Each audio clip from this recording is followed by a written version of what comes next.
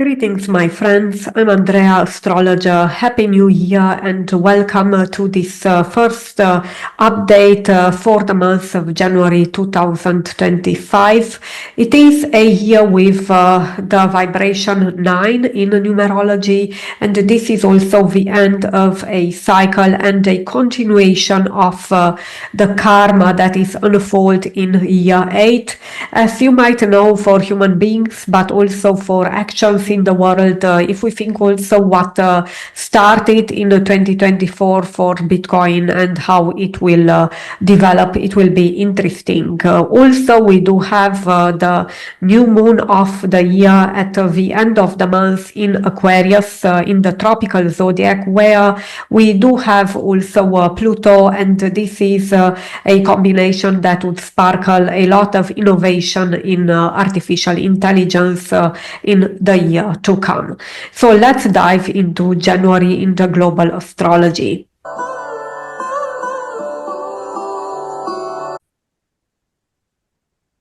The year starts with the main growth triggers of the financial markets, which are Uranus and Jupiter, both retrograde, and especially Uranus retrograde and also Jupiter retrograde lately are not new topics, so to speak.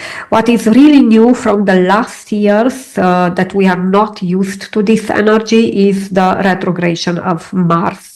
And Mars is in a debilitated sign, which means minimum power in the sidereal astrology now. It is in the sidereal sign of Cancer, and it will signify a slowdown of the price engine, the fuel of the price engine in some way.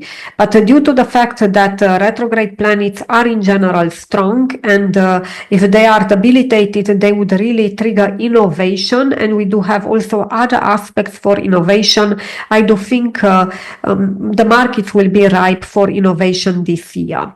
And the speed of development will be slower. I think as we go into 2025, we will feel a sort of renewal and a new speed in development, something that we are not used to because we had heavy planetary energy from the Earth element, especially from the tropical zodiac perspective for the outer planets. And now we go into more air-related signs. We have Pluto in Aquarius in the tropical zodiac, and we have Jupiter in Gemini in the tropical zodiac again. So we will have this transition from hardcore material stuff, more to knowledge, to innovation, to networks of people. So this is something that will be developed in the years to come, and it will be according to Uranus. When Uranus will go into the tropical Gemini, which will be at the mid of the year, we will see even more development in this regard long term for 7 years to come roughly. So then what we can expect with this Mars retrograde in general is the fact that Mars is also a planet which is a symbol for courage, but it's also a problem solver. And when it's retrograde, it will review things and it will correct things. This means that we are with green light for problem solving, and Cancer is associated with land, also with real estate, but with food and nourishment as well, with the hospitality industry. So we can see things moving in these industries or areas, and in terms of crypto tokens that are associated with these domains can do well, especially after a period of restructuring, which is suggested by the retrograde. And we do have also positive aspects between Mars and the other planets. Why is this important? Because it's the beginning of the year, and the sign that the planets would give at the beginning of the year would be quite persistent, especially if we do have outer planets involved. There are aspects that will set the tone for the months to come, and this is what we need to be aware of.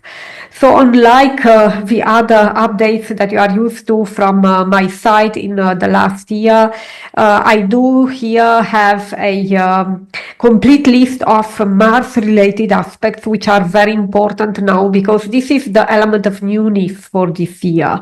Uranus retrograde to start the year is not, unusual in the last period of time, but Mars to do it, it's really something special. And what do we have? On the second day of the year, on January 2nd, we do have a Mars trine Rahu, which is a positive aspect that would fuel the price action, but also increase volatility. Rahu is innovation, and Mars is also this courage to go for the unknown, actually, to discover things. Rahu is also scientific in nature. Cancer is emotional, though. So it could be that we have some discoveries that would really touch us emotionally as humanity in the year to come. Then we have a Mars opposition Pluto. Again, the price action influenced, but here in a negative way, opposite. By Pluto, the big money or some regulation, because Pluto has to do with people in power, with the law in general, with some enforcement of some kind that is really put upon this. So it could be that things are slowed down the very next day. So it would be a mixed influence. I don't think the Mars trine Rahu would be played out, this positive influence at its peak. So it will be less. It will be somehow diminished.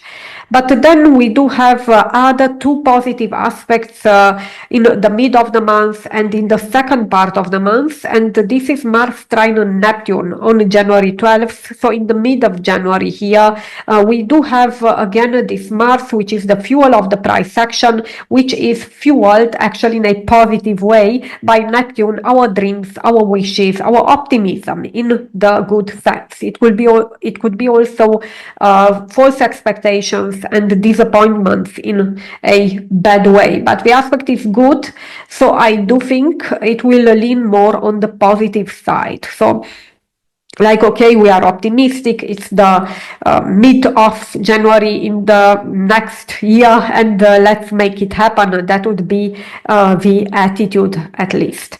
Then we do have a Mars sextile Uranus, and this is very important on January 23rd. It's positive, and it can really lead to unsustainable peaks, unfortunately, but they are unsustainable but significant, yes.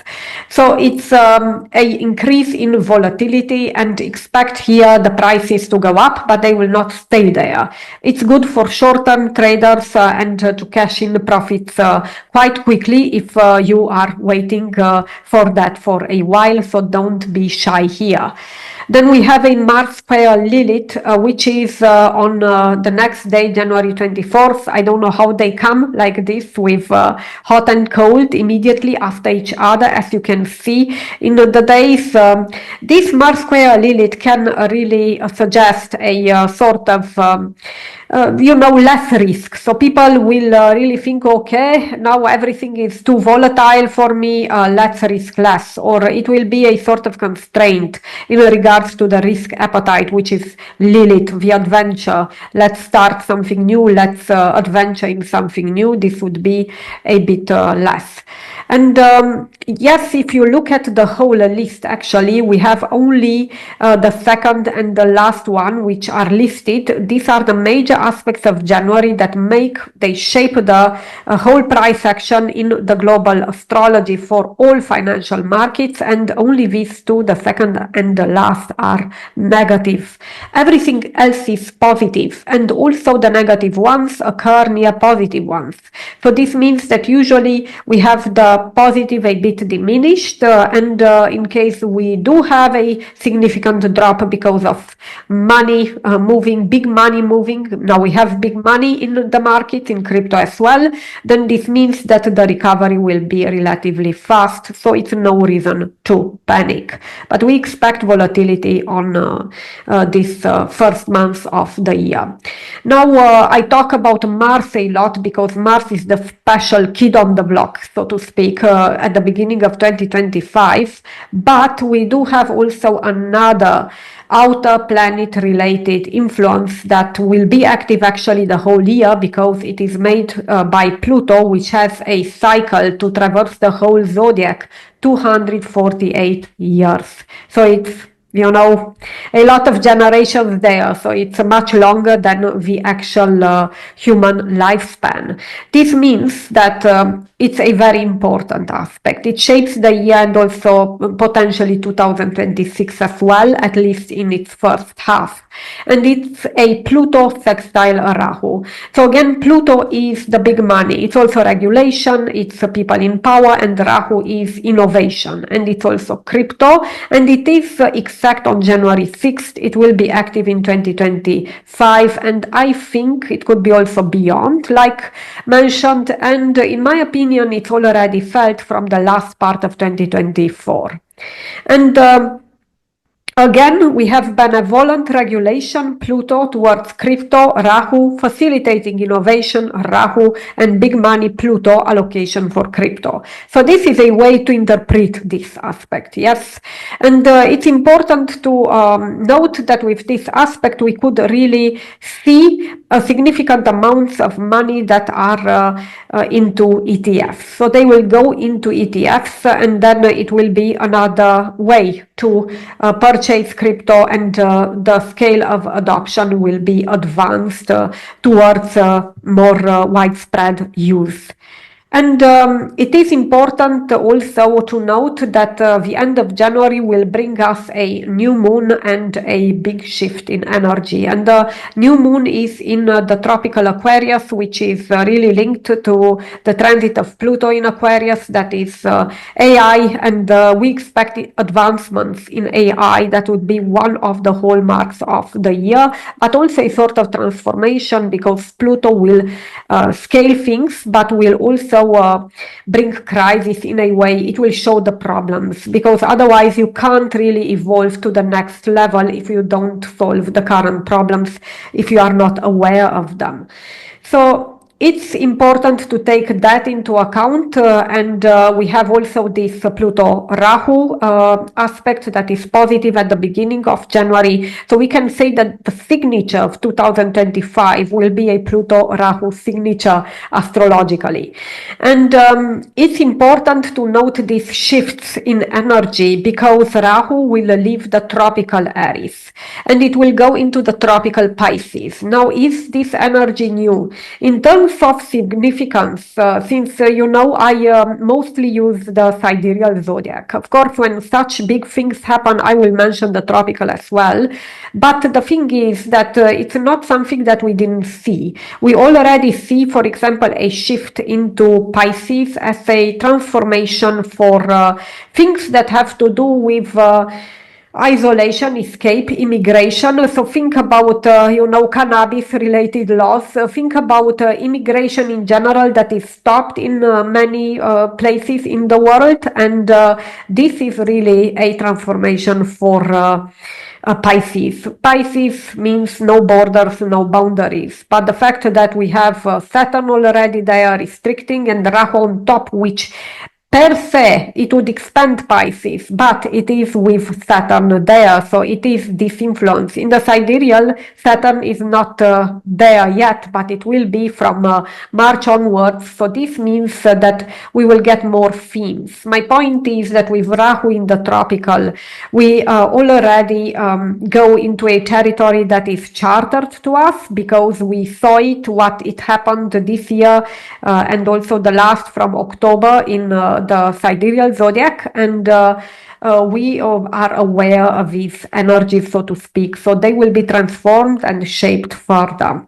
With the nodes, it is the single situation actually besides retrogrades, but this is the more persistent case, where in the tropical zodiac we see things that later than in the sidereal. Usually it's the other way around, and when they intersect, I think it's the most powerful manifestation for things at world level.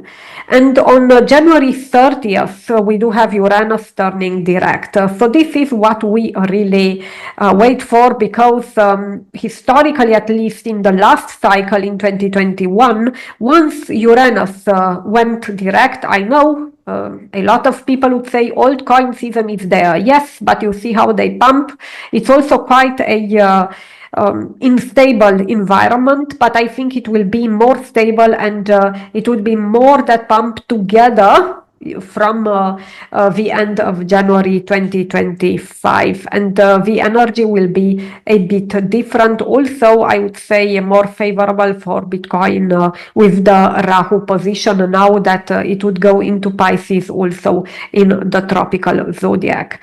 And we can talk then about the altcoin season in full force. I also mentioned this in a video at the end of 2024. I will link it as well.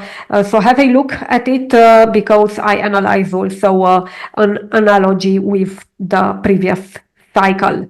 And this means that we will get into more speed, yes, which is good. So January 30th, we do have Uranus turning direct, and on February 4th, we will have Jupiter turning direct. But about this, I will talk to you next month in the February update. So if you liked this, then don't forget to subscribe. Thank you for liking. It helps the channel, and stay tuned for more updates as the year unfolds. I wish you all the best for 2025.